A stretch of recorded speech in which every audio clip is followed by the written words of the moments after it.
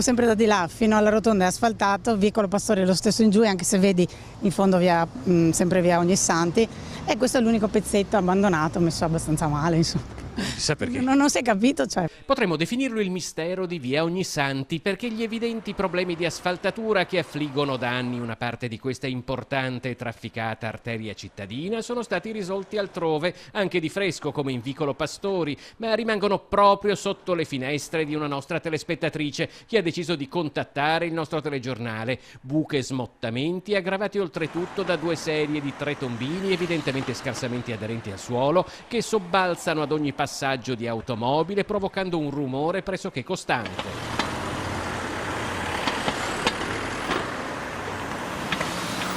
Mi sono trovata a mettere le controfinestre perché sennò di notte non riuscivo a dormire, e quindi ho detto vediamo se magari vengono ad asfaltare, ma chissà quando verranno.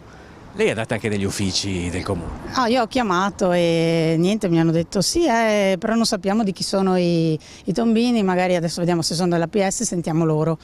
E poi sì, un mese e mezzo fa circa e non ho avuto risposta, magari stanno aspettando la PS, non lo so, chissà.